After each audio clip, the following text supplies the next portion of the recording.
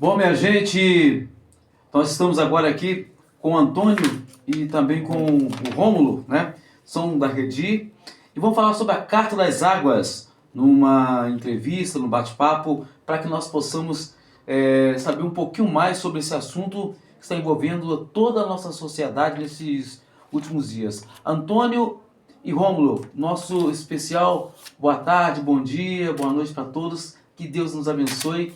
E vamos ao assunto de suma importância para toda a comunidade. Bom, boa tarde, boa noite a todos, bom dia. Primeiramente agradecer aqui o Marcelo, a Rádio Top Sertaneja por abrir as portas aqui, sempre abrir as portas, né, para a ONG Redi. E sempre. Estamos aqui hoje para falar um pouquinho sobre a Carta das Águas. Fazemos parte, né? Fazemos parte de lá, Estamos juntos, todos aqui, todos irmanados nas águas de Itabapuana, né?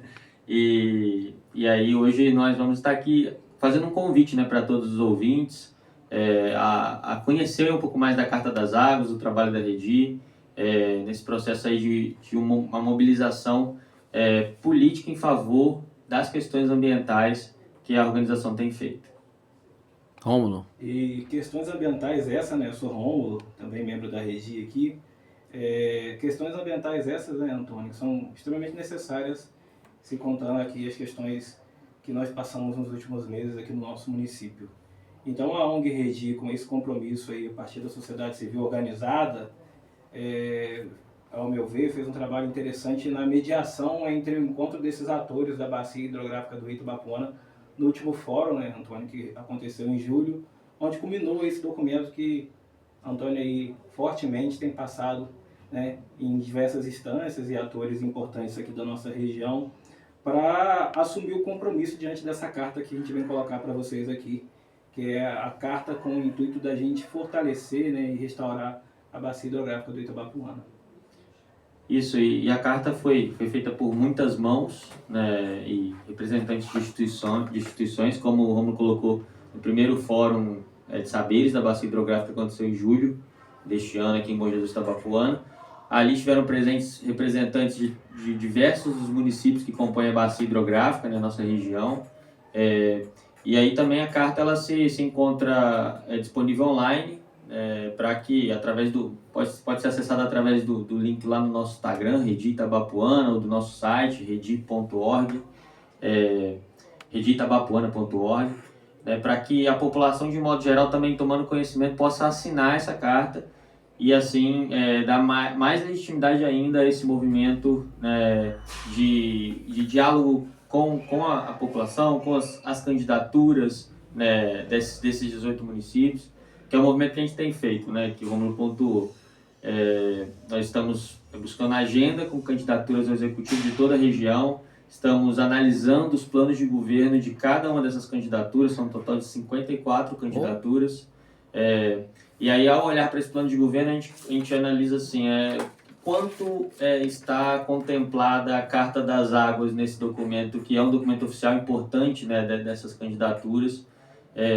E ali a gente constrói o diálogo de sugestões, né, de apontamentos, né, junto ao candidato. E aí, nesses últimos dias, a gente já fez agenda em Apiacá, Bom Jesus do Norte, Bom Jesus Itabapuana, Dores do Rio Preto, Espera Feliz. E a gente vai seguir caminhando aí bacia hidrográfica fora, né, ao longo de todo setembro. Interessante quando o Antônio coloca as questões da quantidade de municípios envolvidos na bacia, isso deixa claro a complexidade que é a bacia Itabapuana por atravessar 3 estados, né? Então, para quem está ouvindo aí, talvez não saiba, né, nosso rio, ele nasce na confluência de 2 rios, um que nasce no Espírito Santo e outro que nasce no estado do Rio, e vem desaguando, né? Desculpa, o estado de Minas, e vem desaguando aqui no estado do Rio, tem sua foz aí dividindo o estado do Espírito Santo, porção média, porção final, e o estado do Rio de Janeiro. E parece que foram feitos uns documentários, né? Ao longo, desde a nascente até a fluente, né? Sim. Inclusive o pessoal da Redi estava junto nessa... Sim, isso aí você está falando, acho, da Expedição Biguá. Foi uma reportagem da Gazeta e a gente teve participantes ali, o Ednilson, o Carlos, né? Principalmente eles dois ali, fazendo esse levantamento, olhando desde a porção capixaba, né? Foi a Gazeta que protagonizou, mas pegando, né, um pouquinho de cada um desses territórios que Itabapuana... E falando da história ao longo, né, da história de cada localidade ao longo do caminho, né, onde trajetória do rio é interessante, né? Muitas passavam por diversos trechos, aqui era aqui, aconteceu isso aqui, né, na época, nos tempos remotos. Eu achei muito interessante a história do Rio do Itabapoana. Ele se confunde com a história do descobrimento do Brasil, praticamente, umas coisas muito interessantes. Quando a gente fala bacia, não é só o rio, né? Envolve flora, fauna, mas o ator é um grande ator, o rio, né? Sem dúvida. E eu acho que é isso, é um rio de memória de cultura muito fortalecido, né? Então, desde da nascente aí, Minas e Espírito Santo até a sua foz, atravessa diversos municípios e de uma dificuldade e complexidade imensa para trabalhar questões políticas relacionadas em 3 estados, cada um com sua diferença sobre essa questão, né, da gerência de recursos hídricos. E eu acho que a Redi tem esse papel de conseguir ligar esses atores desses 3 territórios, desses 3 estados, colocar esses atores num local só, para que a gente tenha uma conversa entendendo o Rio como a bacia como um todo, porque não adianta nada a gente aqui em Bom Jesus ter, né, um grande cuidado com a nossa água, mas tem águas que cursam aí anterior a gente, né, a montante, cursas e vão descendo essas águas a jusante. Então é um comprometimento de todos os municípios, e por isso que a Redi, né, o Antônio tem feito esse trabalho aí principalmente, vai estar em contato com essas candidaturas ao máximo possível, né, Antônio? É isso aí, porque nós acreditamos que o papel da sociedade civil é esse, é um de cobrança e de crítica positiva, construtiva, né, para que, somando à esfera do poder público, a gente possa construir sociedades melhores, né, e aí especificamente no âmbito socioambiental, que é onde a rede atua de forma mais intensa, né. Nós temos 3 premissas assim, de atuação, acho que é importante colocar aqui, que a primeira delas passa pela promoção da justiça socioambiental, depois também pela promoção de desenvolvimento econômico justo e que respeite o ecossistema, né, a ecologia, que leve em consideração como elemento fundamental as dinâmicas ecológicas e ecossistêmicas. E, por fim, a restauração e conservação, né, integral desses territórios todos, permeados pelos rios que fazem a bacia do Itabapoana, né? Então, esses 3 pontos, eles estão por detrás de todas as propostas, né, que a gente traz na carta. E aí, já falando, a carta ela tem 6 eixos, né, de aplicação ali, vamos colocar assim, né, eixos que direcionam essas propostas. E esses eixos são da conservação e restauração da biodiversidade, educação ambiental, ecoturismo como ferramenta de desenvolvimento, a mobilização e participação popular nos processos de decisão, adaptação e resiliência, adaptação climática para a resiliência das nossas cidades, e agroecologia e economia solidária aí como resposta regional. Então, todos esses eixos eles confluem, né, para essas três que a gente chama de a nossa missão, né, do que a gente acredita que são a resposta que a bacia hidrográfica precisa, que a região precisa, né, para que seja uma região mais pulsante, né, em equilíbrio com toda essa dinâmica ecossistêmica. Antônio, você tem encontrado dificuldades para levar, como o próprio a situação manda, para poder levar essas informações para cada um desses estados? Como o Romulo mesmo disse, são coisas de estados com leis diferentes, né, situações diferentes. Como é que é o recebimento dessa carta, dessa forma que está com essas nossas novas, né, diretrizes que são colocadas em prática? Então, tem sido muito boa a recepção, né, por parte dos atores políticos, né. O ponto de maior dificuldade, que é justamente a que se propõe todo esse movimento, é o peso político que essas questões têm atualmente dentro das dinâmicas dos municípios. Todo mundo, ninguém vai falar que não é importante conservar a natureza, ou não é importante tratar das nossas águas, tratar dos efluentes, não é importante cuidar do nosso resíduo. Ninguém vai falar isso. Mas o lance é que o apelo político para isso ainda não elege, sabe? Tem que engrossar esse caldo, né? E por isso que o movimento é tanto com as candidaturas como também com a população, por isso que a gente está aqui hoje, para convidar a população para se inteirar mais. E assim, buscando evidenciar o peso vital que tem as políticas ambientais, né, para a nossa sociedade, né? Se a gente não leva como não dá devida importância a essas políticas, a gente está à mercê de seguir vivendo, né, cenários como que foi em março desse ano, cenários de escassez hídrica, né, essa seca que a gente passa atualmente, uma série de riscos sanitários, né, que afeta diretamente a saúde e o bem-estar humano. Então, assim, também economias, se a gente olha para as nossas cidades, as economias das nossas cidades são frágeis, porque também não leva em consideração as questões ambientais. A questão ambiental ela transpassa tudo, né, do que é política pública. E hoje ainda não dão a devida importância a essas políticas. Então, por isso que essa é a maior dificuldade que a gente enfrenta, de que os candidatos eles recebem muito bem, mas, assim, não sei se ainda gera um aprofundamento, sabe, uma mudança de comportamento na hora que do gestor público pegar a caneta e pensar em política pública, sabe? Eu acho que é interessante o Antônio, quando ele coloca essa questão da compreensão da necessidade real do que o meio ambiente, né, nos solicita aí nessa intervenção. O Antônio coloca uma coisa que eu acho que se liga muito no item, na premissa educação ambiental para todos, né, em todos os espaços. Porque essa compreensão, essa conscientização que vai gerar voto está muito ligado na educação ambiental e educação política do povo.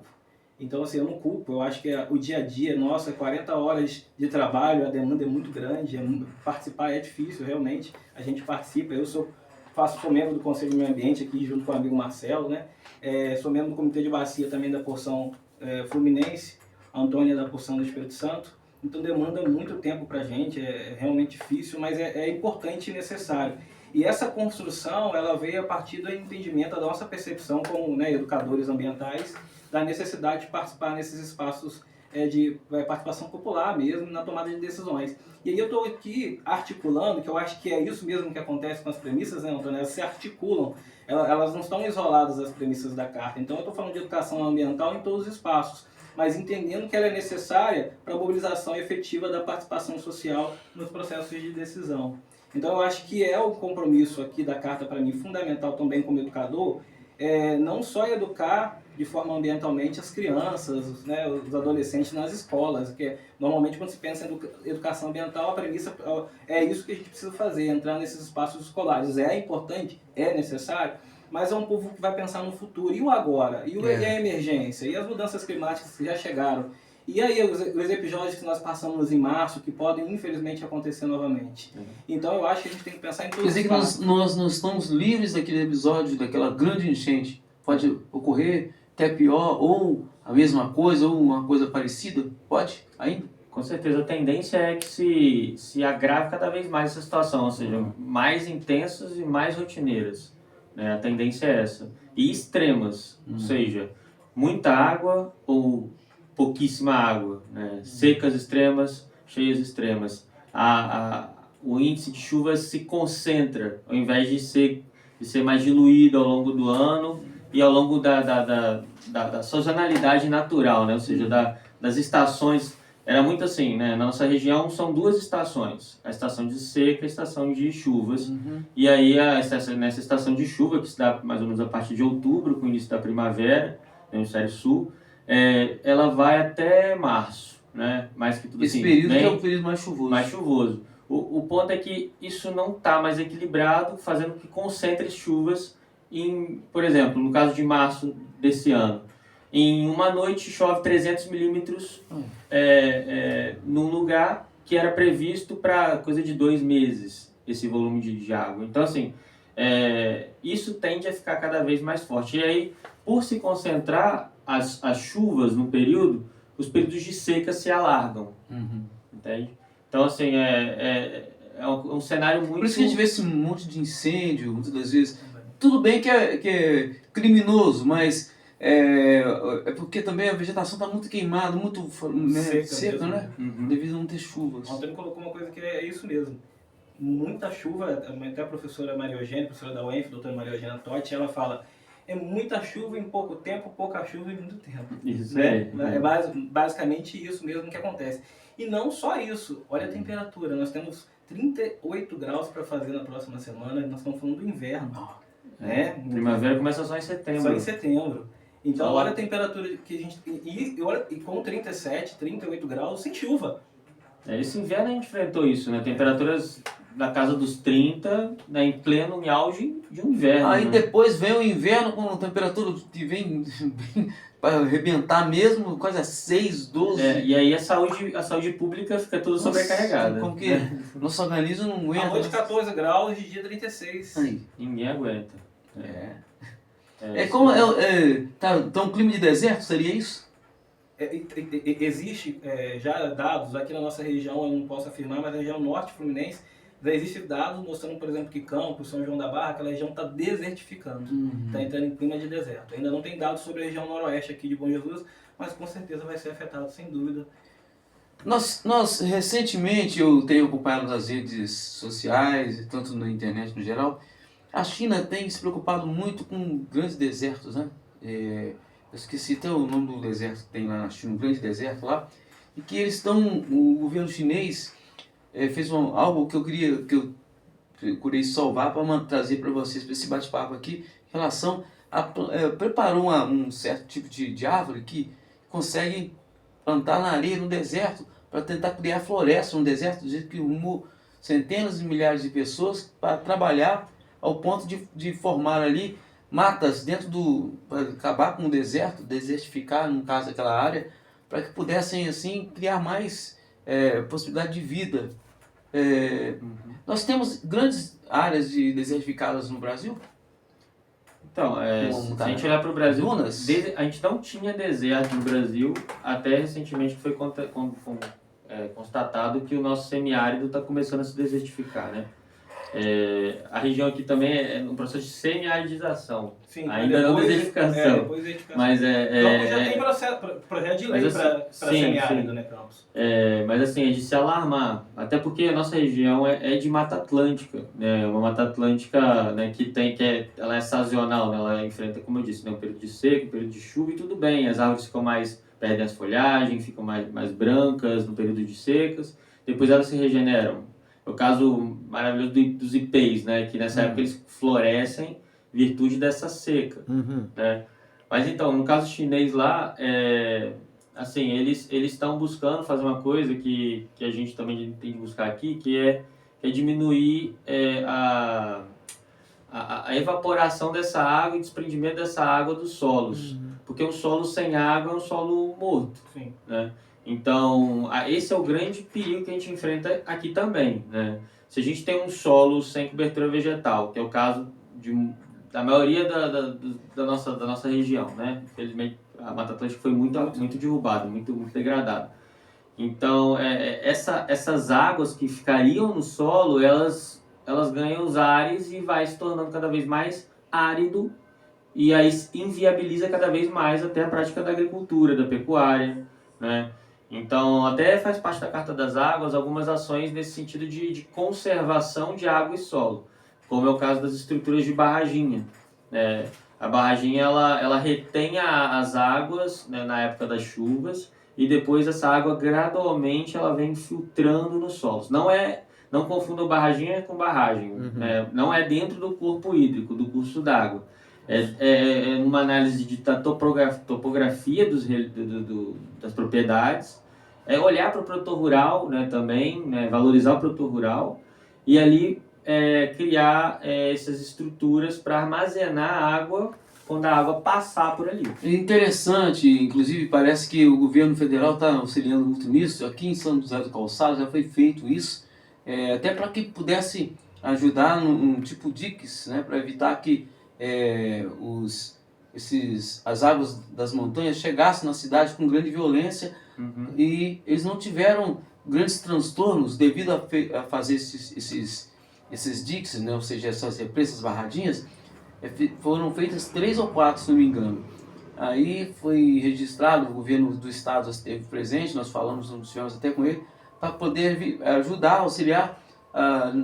Não tivemos as enchentes costumeiras, né? Nem aqueles problemas sérios que nós sofremos aqui em Bom Jesus do Norte, nem São José do Calçado, né? Nem Bom Jesus do Apuana, que a água foi a água ela chegou na cidade com mais calma, né? Não chegou levando tudo, porque as barragens enchia uma, aí ela ia sair gradativamente, né?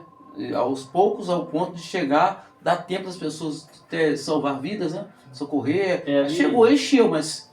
ali chama de barragens secas, é Uhum. o nome dessa estrutura. Você faz estruturas ao lado do rio, né, do corpo hídrico, de modo que quando ele transborda, ele tem uma área de... Transbordamento mesmo. Assim, para Aham. que essa água... A ideia é respeitar as áreas de várzeas, né? Certo. Então a obra feita foi meio que ampliar essas áreas de várzea Entendo. antes da chegada de calçado. Uhum. Somente ali no caso é o Jacá, é o Uhum. córrego do Jacá Certo. e o próprio Rio Calçado. Uhum. Tem previsto para Piacá e Moço do Sul estruturas similares, por conta de que essa estrutura ela vem mais que tudo evitar o problema das enxurradas também. Entendo isso. Então aqui na nossa realidade de Bom Jesus Itabapoana poderia se pensar para o Córrego Soledade, Isso. fazer essas estruturas antes ali de Santa E dá uma Terezinha. necessidade muito grande, né? porque pela quantidade de água que vem de cima... Isso. Foram duas, né? Não É. tem pouco Isso. tempo de espaço. Então, assim, de novo, assim, tem que se haver um estudo de engenharia ambiental, mas é uma obra razoavelmente simples, porque não demanda estruturas de concretagem muito complexas, é uma coisa mais mesmo de leitura de terreno e criar caminhos para a água tomar antes que chegue na cidade. Então, é basicamente isso. Não chega da forma que veio, né? Sim, aqui no Soledade, eu sempre falo, não entrou água na casa das pessoas, entrou barro na casa das pessoas. Isso. E aí o barro fruto de todo o processo de erosão que aconteceu nas cabeceiras do Córrego Soledade, né? Os morros lá foram todos abaixo. Isso. Por quê? Não tem preservação de encosta, não tem floresta no topo do morro. Aí não tem jeito. Aí o próprio proprietário rural reclama, pô, acabou, mas é a culpa deles, porque eles desmataram, colocaram fogo, né? Por causa de pastagens, né? A gente vem sofrendo desmatamento desde a época da colonização, né? Exato. Na verdade, a gente sofre desmatamento desde a época da colonização. É um acúmulo que vem acontecendo e continua até hoje. Mas assim, Marcelo, a gente tem no nosso discurso sempre buscado valorizar o produtor rural, porque a gente tem essa tendência mesmo, já o produtor coloca pastagem, o produtor coloca o café, o boi, isso aqui. Mas assim, o produtor é o principal conservador da natureza, se valorizado. Né? Hoje existem produtores, já na bacia hidrográfica de Itabapoana, na parte mais alta, que entenderam que vale mais a pena conservar a floresta de pé e trabalhar com turismo consorciado da lavoura ali e tal, do que degradar grandes áreas. E aí eles recebem pagamento por serviço ambiental, recebem um turista, que é uma renda que não é sazonal, ou seja, não é o café está na época da colheita, tem dinheiro, o café não está na época da colheita, não tem dinheiro. O café lá fora tá subiu, baixou. Teve uma crise, abaixou o preço do café, aí o cara fica vendido. Não, com turismo é uma coisa mais constante, né? Então E valoriza muito mais a propriedade também, né? Está na carta, Sim. né? E tá na carta também, tá na né? carta. E assim, porque com esse processo de valorização do proprietário, aí ele vai estar conservando esses locais que já é lei para ser conservados, né? Que é topo de morro, são encostas com mais de 45 graus, áreas de mata ciliar, tudo isso, assim, tem de ser feito, e a gente tem falado isso com as candidaturas, junto com as medidas de barraginha, dessas barragens secas maiores, porque, por exemplo, você faz a barragem seca, igual em Calçado, fez a barragem seca, mas continua topo de morro desmatado, áreas sem mata ciliar, vai assorear todas essas barragens secas e logo, né, e aí depois vai continuar com o mesmo problema. Exato. Então, e vai demandar um custo alto para a manutenção desses espaços. A manutenção ela vai ser cada vez menos necessária à medida que haja restauração dessas florestas. Então, porque a mata ela vai segurar essa terra lá no morro, não vai deixar entrar no rio, não vai deixar entrar nas barragens secas. São como cílios mesmo, né? Quando a gente fala matas ciliares, né? Papel como cílios. Eu queria, assim, não tirar a temática de linha, mas eu queria virar a chave, porque a gente está falando sobre quantidade de água já há um bom tempo, mas tem uma demanda muito importante também, que é uma premissa nossa, que é a questão do saneamento, né, Antônio? Qualidade de água, né? Nosso município não trata, né, a água no sentido que vai ser descartado, que vai ser, né, entrado nos corpos efluentes. Então, é pensar no tratamento desse esgoto. Isso é importante para a gente, importante isso em toda a bacia. Então, a gente precisa avançar no tratamento do esgoto. E tem algum município ao longo da trajetória do Rio Itabapoana que trata 100% ou 50% do esgoto? Sim, nós temos, todos esses municípios estão Em processo de... Não, estão na porção capixaba, Aham. todos eles, né, que são Bom Jesus do Norte, Divino de São Lourenço, 2 do Rio Preto, Apiacá tá para começar a fazer, são esses 4, né? Calçado também já tem alguma coisa de obra, mas precisa... Kennedy, o rio passa em Kennedy, né? Não passa na cidade. Mas passa... Kennedy não tem tratamento, não tem. Nem... E era para ter cidade tratamento. rica, né? Basicamente, assim, é questão de interesse político, né? Não é algo fácil, quando a gente fala, não é uma obra fácil. Porque, assim, nos municípios, assim, não quero puxar sardinha para Cezan, mas no município que a Cezan está, o tratamento tem sido feito e buscado, por conta de um aporte do Estado. Nos municípios que ainda está com a gestão municipal, né, os efluentes, a água, aí é uma dificuldade, demanda-se uma articulação para fazer esses tratamentos, né, essa articulação. E assim, existem caminhos com estados, com a União, porque isso é do interesse público de todos, então, mas tem que ser também do interesse político, e aí, para ir subir esses degraus, tipo de ir a Vitória, ou ir no Rio de Janeiro, ou ir em Belo Horizonte, e ir a Brasília, sabe? Certo. E trazer esses recursos para a região. Porque como a gente está falando, as coisas estão interligadas, no momento de cheia, no momento de enchente, como a gente passou, é um outro problema que a gente tem, que são as doenças de veiculação hídrica. Então, a hepatite, leptospirose, né? Tivemos vários casos de leptospirose em Bom Jesus agora, nessa última enchente. Então, assim, é um alerta importante a gente pensar que nós estamos dando um exemplo de um recorte aqui, falando sobre qualidade de água, mas a gente pode falar sobre qualidade de solo e pensar nos alimentos, qualidade de ar e pensar no ar que a gente respira. Então, quando falar em meio ambiente, é uma demanda que eu defendo muito como enfermeiro, né? Falar em meio ambiente também é falar sobre saúde. E estão interconectados, não tem como separar as coisas, entendeu? Então, com certeza, um ambiente melhor, um ambiente saudável, o ser humano faz parte desse ambiente. A gente tem mania de se deslocar dele e achar que né, nós fazemos parte desse ambiente. Então, um ambiente saudável, nós teremos também um ser humano saudável, a criança saudável, um idoso saudável. Então, a premissa da Redi também é essa, buscar saúde para todos. Gente, a gente vê que a Redi tem trabalhado em muito, desde que quando foi criada, fundada aqui na região, ela não mediu esforços para que conhecer mais, como nós falamos, a Redi não é só o Rio Itabapoana, ela é tudo, né, em termos de natureza, não é isso? Inclusive, ela engloba áreas até que a gente fica assim, quando eu fico vendo lá nos grupos, assuntos são tratados incríveis, aí fala, rapaz, ele debate isso também? Eu fico inquieto olhando assim, porque são coisas gigantescas, o tamanho da Redi, onde ela já está chegando, onde vocês já estão penetrando em várias outras áreas, como você falou, desde lá do Caparaó até lá na Foz, onde a gente tem oportunidade de conhecer um pouquinho mais onde deságua o Rio Itabapoana, como é que ele chega lá. Você falou que a assoreação, né? Assoreamento, aliás, de áreas muito grande, porque com essas enchentes todas que vieram aí, tudo foi para o Rio Itabapoana, né? Tudo, aquele monte, talvez é mais do que todas as outras enchentes. O rio está muito assoreado devido a essa grande quantidade de terra que veio dessas encostas, né? Que você vê ao longo da trajetória desse tempo aí, a quantidade de riscos nesses morros que você vê, né? A quantidade de mimoso para baixo também está lotado de terra dentro de lama. Quando chove muito em Bom Jesus, né, é fácil de ver várias regiões de Bom Jesus. Você vê como fica cheio de lama aí naquela região do Sicredi, né? Tem regiões em Bom Jesus. E aquilo ali, até depois do momento que vão lavando, vai tudo pro rio. Vai pro rio. Não recolhe aquilo e coloca no lugar, ele vai direto pro rio, que na hora que você joga a mangueira, vai direto pro rio. E aí, Marcelo, é importante dizer que isso é solo perdido, sabe? Que vai para o oceano e que aí não tem como plantar mais. Não se planta em subsolo, não se planta em terra vermelha. Né? Se planta numa terra que é produto de uma relação de organismos vivos, né? De organismos não vivos, né? De matéria inorgânica, que é uma camada muito fininha, sabe? A vida está mantida sob uma superfície muito fina, e essa superfície vai embora, né, com o processo de assoreamento.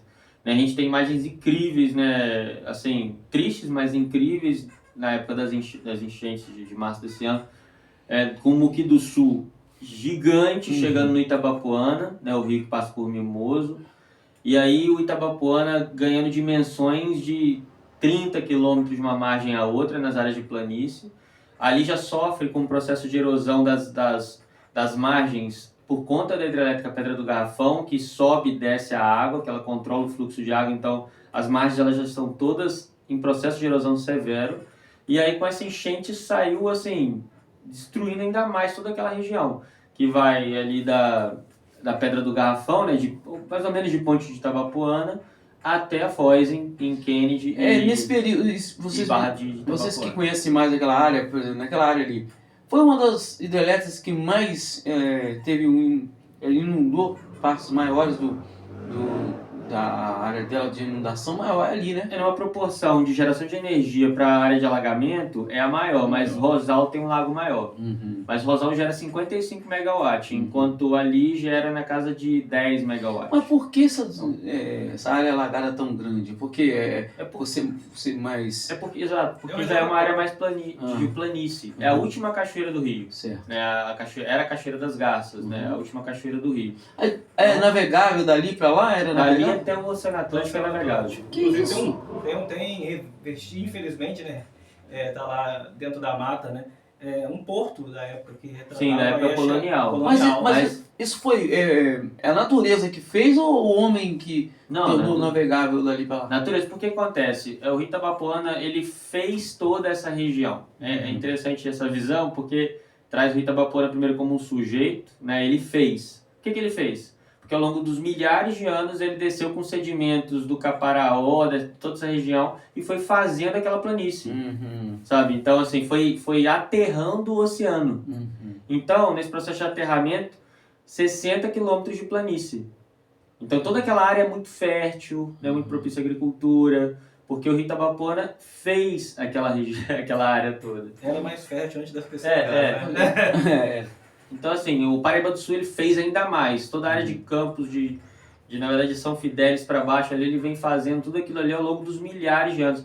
Nós somos muito pequenos, né? A gente não tem noção do tamanho da história natural sobre a qual a gente pisa, né? E aí é muito importante tomar esse conhecimento para ver que a gente é parte de algo muito maior que nós. Interessante. Né? A história dos rios aqui... da região muito rica, né? E as pessoas aprendendo, vivendo, como é que a vida vem através desses nossos rios que ainda hoje, com muito sacrifício, você vê o rio Itabapoana hoje, ali passa sobre a ponte, e vê ainda tem carpas, carás, alguns peixes, fica brilhando. Apesar de que você falando aqui que a Pedra do Garrafão é uma das... Pra gente é a pior das pedras do sapato que Itabapoana tem. Né? O Rosal é a maior, mas a Pedra do Garrafão ela acabou com a piracema do rio. Né? Então várias espécies de peixe deixaram de existir por conta da Pedra do Garrafão. Tinha uma fauna completamente alterada no rio. Assim, é coisa assustadora. E que não há nenhum processo no sentido desses empreendimentos fazerem medidas mitigatórias por conta disso. Eu não vejo nada, a gente que vai lá próximo, vê aquele imensidão ali, você não vê nada de proveitoso, porque você falou 10 megawatts, não é isso? Que gera, e aquilo causa um transtorno tão grande, além de obstruir as estradas, quando enche ali da enchente, ela dura semanas e semanas, se não falar, até meses, porque até parece que ele entanca a água, não deixa sair. Ponte de Itabapoana, né? E a promessa é completamente diferente, aquilo era para ser um ponto turístico. Na imagem, na foto que eles apresentam, tem pedalinhos. Então, hoje a geração de emprego baixíssima. Até ali, diz que não se permite nem que os pescadores utilizem para pescar, que eles não deixam. E, assim, geração de emprego baixíssima, um impacto ambiental altíssimo, né? Diversas PCHs que a gente tem, mas você está dando exemplo dessa da Pedra do Garrafão, e é por isso que a Redi bate nessa tecla de não as PCHs. O Rio Itabapoana já não aguenta mais PCHs. Então a gente não é uma percepção superficial e subjetiva, não. São dados científicos. A gente tem o Ednilson, né, que é um membro nosso aí, que é diretor científico. O Ednilson é um pesquisador sobre PCHs e comprova que o rio não aguenta mais novas PCHs. E outra coisa, os rios aqui, como você falou, Paraíba do Sul, no caso, o Muriaé deságua no Paraíba ou o Paraíba deságua no Muriaé? Me explica pra mim. Não, o Muriaé deságua no Paraíba do Sul. Paraíba do Sul. Pois é, o Paraíba E o Muriaé é um rio, vou colocar assim, um rio irmão do Itabapoana, porque uma das nascentes do Itabapoana, das principais, que é o São João, é na Serra do Brigadeiro, onde também nasce os principais afluentes do Muriaé, formadores do Muriaé, o rio Fama, depois o rio Glória, que são afluentes principais do Muriaé, nascem também na Serra do Brigadeiro. Ele vem também Da região ali perto de Carangola, ali Miraí, né, lá então, aí vem, passa na atividade, é o mesmo rio isso é o rio atividade? Carangola. Carangola, passa na o rio atividade. Passa na O atividade. Paraíba, que você ia perguntar, ele já nasce mais distante. São Paulo. Né? Ele nasce- São Paulo, Serra da Bocaina. Lá em cima. Ele faz, né, um retorno, passa ali em Pindamonhangaba, São José dos Campos, aquela região, Resende, depois encontra ali Talcara, São Fidélis, até que vai para Campos. O último dos grandes rios que encontra com Paraíba é o Muriaé, né? Assim, antes do Muriaé é o Pomba. E esse Qual encontro dos já dois na são pegada de maiores? Campos, Já a né? gente Quais os dois são maiores, o Pomba ou o Muriaé? O Muriaé é um pouco maior. Maior, né? Aí o Pomba junto o Pomba, Muriaé e o Paraíba. Os três juntos. Mas tem muitos mais afluentes. Tem o Piabanha, Tem Rio Dois Rios. tem muitos afluentes. Rio Preto, tem muitos afluentes. Mas para Campos, os rios Pombas e Muriaé são assim, de grande Mas relevância, né? eles desaguam num local só? Os dois ou não? Não. O Pomba é antes. Antes, o Muriaé é na chegada de Campos pela 356 ali, Uhum. quando você chega em Campos, logo naquela entrada ali, que é o fundão, o Muriaé deságua ali perto. Ali, né?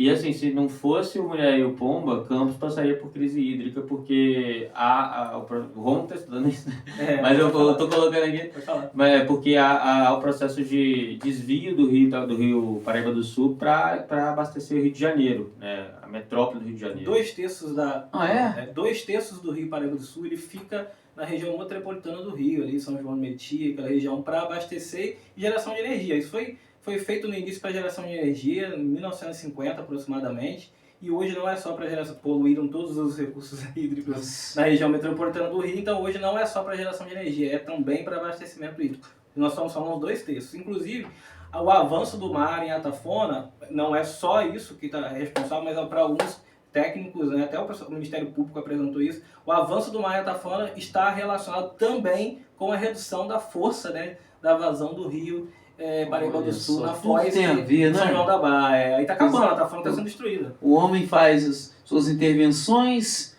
aí acaba, ao longo dos anos, acontece isso aí. A natureza dá uma resposta dessa forma.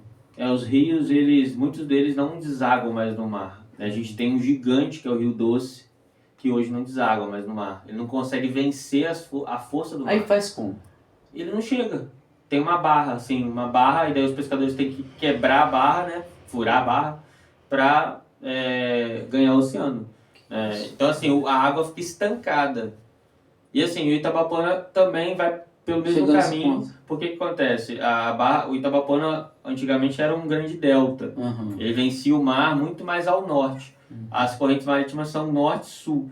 Então, essa corrente marítima que vem do norte para o sul tem empurrado. Se você vai hoje dar uma olhada lá, vai em Barra de Itabapoana hoje, você vai ver que o Itabapoana está cada vez mais para o sul, encontrando-se com o mar cada vez mais para o sul. Porque o mar ele ele joga areia e vai fazendo uma barreira para o rio, né? E aí tem momentos que o mar avança para dentro do rio e ao longo de 10 km adentro, você pega água e a água está salgada, né? Sendo que eu gosto sempre de contar um relato de marinheiro da época colonial, no caso de um outro grande rio, né, que a gente tem muita reverência no Brasil, que é o São Francisco, que em cartas para a coroa portuguesa, o cara falava que bebia água doce quilômetros e quilômetros dentro do oceano. Porque o Rio São Francisco, ele entrava o oceano adentro e saía carregando, assim, a água doce é mais leve, então ele vencia o oceano quilômetros adentro, de tanto volume d'água. E hoje o Rio São Francisco, às vezes, também não se encontra com o mar. Então, Nós adentramos numa outra questão também que a rede tem se esforçado muito, preocupado com essa questão da salinização do rio Itabapoana, que é a questão do Poço Central, né, Antônio? Antônio colocou um exemplo, né, como as águas estão sendo salinizadas, e o Poço Central, as obras podem piorar mais ainda a situação da salinização do rio Itabapoana na região da Foz, e atingir uma gama de pessoas de subsistência da água, pescadores, agricultores, né, porque a água fica salgada. Então, é uma temática também que a gente tem se debruçado na região da Foz aí, e por isso que a gente pede a ajuda de todos que estão ouvindo, que Sim. a demanda é muito grande. A gente é muito pequeno perto dos problemas que a gente enfrenta. São ondas gigantes, a gente está tentando surfar, cai da prancha, pega a prancha de volta. E pensar que Itabapoana, naquela região ali, possibilitava a permanência de populações indígenas, caiçaras, assim, quase de forma sedentária, né? Há 1.500 anos atrás. Tem vestígios incríveis arqueológicos lá de Sambaquis, né? Que são montes de conchas, né? Frutos do mar consumidos por aquelas populações que ali pescavam, caçavam e não precisavam se deslocar, a não ser por questões culturais, né, de tanta abundância de fartura que tinha em Itabapoana. Então, assim, é triste, mas ao mesmo tempo nos anima a seguir lutando. Gente. Bom, nós estamos conversando com o Rômulo e o Antônio, são membros da Redi, mas falam sobre a Carta das Águas, de suma importância, e a Carta das Águas que eles estão percorrendo os 3 estados, né, e os municípios. São quantos municípios, Antônio? 18 municípios apresentando a Carta das Águas, e as pessoas os que estão ouvindo, para que dê força, né, para que nós possamos fazer uma participação com mais influência, com mais poder, dar poder a essa ideia, para que nós possamos tentar salvar, né? Tentar, não tem motivos que salvar, porque tentar está complicado. A gente chama de restaurar, né? E é complicado. A gente convida todos para acessar a nossa página no Instagram, Isso. né, Redi Itabapoana, Redi @Redi Itabapoana, o I de Redi é o mesmo de Itabapoana. E aí lá na nossa bio tem o link, né, para a pessoa ler a carta, assinar, né, e assim também divulgar essa carta, né, para familiares, amigos, enfim. A gente quer ganhar a bacia hidrográfica, né, a partir dessa carta, dando peso a essa carta, para que futuramente, no futuro próximo, que os eleitos possam ver com a devida valorização essas políticas no âmbito ambiental. Bom, eu estou aqui apenas batendo esse papo, mas na verdade o Antônio e o Rômulo são os expertos da situação, para passar para vocês essas informações, deixar os microfones para que vocês teçam algo de mais importante para a população, que eu acho que até atrapalhei, até porque o assunto, né, para que vocês pudessem, para vocês, a curiosidade, que eu acho que é a curiosidade que o povo tem, eu tenho essa mania de repórter, de estar perguntando, de ouvir e também estar passando o que as pessoas gostariam de saber. Marcelo, o sistema socioecológico, a gente chama de sistema socioecológico, a bacia do Itabapoana é um sistema socioecológico complexo. É de complexidade tão grande que não existe ninguém expert no assunto. Tá? Não é uma rede de pessoas construída com diversos saberes. Você tem o seu saber, eu tenho o meu saber, o Antônio tem o dele, todo mundo está ouvindo tem o saber, né? Seja essa sabedoria adquirida ao longo do tempo, pelo seu ofício, pelo seu trabalho, pelo estudo, o que for. E é essa construção de saberes que é essa unidade conectada a esse sistema socioecológico, que é assim que a gente consegue. Então não tem expert, não é expert não, né? Não tem não. Pelo menos em alguns assuntos, né? Isso é bom. Não, é só com a união de todos mesmo que a gente vai conseguir sair exitosos dessa empreitada, né? O expert mesmo é a natureza, né? Exato, a gente tem muito a aprender com a natureza, né? E eu gosto sempre de trazer um pouco da história, né? O Itabapoana tinha por nome Managé, né? E Managé significa reunião dos povos. É isso que a gente está buscando, juntar essa galera toda com esse conjunto de saberes, para defender essas águas e esses territórios. A gente está vivendo e aprendendo a cada instante, a cada momento. A cada momento é um capítulo diferente dessas histórias que vocês trazem para a gente, para que nossos filhos, né, netos, aprendam, sabe, como que iniciou o rio Itabapoana, onde veio, o que ele era, o que era antes aqui, que há uns anos atrás o rio era, aqui não era navegável, mas tinha condições de passar com botes, né? Lanchas até maiores aqui. Se banhar. Também, É. né? Eu tomei banho no Rio da Bapuana. Eu também já tomei, hoje em dia é difícil, né? É A complicado. gente toma, mas, né? Pode ter. Tem que escolher um lugar para tomar Tem que banho. escolher bem, Tem que lugar. escolher bem. Mas eu já tive a oportunidade aqui, parte de cima aí, onde tem as ilhas lá, no período de verão, poxa, de estar lá, de dormir na cachoeira, cara, coisa deliciosa. Muita gente, agora eu posso dormir, porque tem um monte, não é possível que eu vou descer, ninguém vai ver. Tinha centenas de pessoas próximas ali, eu com a mão na pedra, segurando, assim, mas tem um momento que parece que eles liberam a água, aí a água cobre a pedra. Aumenta, né? Aumenta, então você tem que ter cuidado. Mas é gostoso demais o nosso Rio do Bapuana, é lindo, né? Tem locais que você conhece, viaja, imagina, coisas maravilhosas. Depois que vocês me colocaram na Redi, eu fiquei apaixonado, fiquei viciado, não sei como. Aí, tudo que vocês postam, fico ali namorando com ele, passo para as pessoas. Tem pessoas que nem sabem o que é, já estou falando já. É uma mania, eu gostaria que isso virasse um vício para todos os brasileiros, todos os bonjesuenses do norte do Bapuana. Fizesse com a mim, né? E ficassem loucos também, passasse compartilhar essas ideias, ou o que vocês escrevem, o que vocês um comentário de vocês, para que outros comentem, falem também, né? Para que nós não tivéssemos um dia, chegarmos e falar, dar um adeus, né? Aos nossos rios. Porque se nós chegarmos a esse ponto, vamos dar adeus à vida, né? Que não vai ter mais. Esse entusiasmo é importante, mas É bom, a gente precisa desse entusiasmo, e eu acho que se a gente tivesse todos, né, com o mesmo entusiasmo, pode ter certeza que a situação hoje, né, nossa realidade seria completamente diferente. Tomara, não só no município, no país, mas globalmente, no mundo todo, né?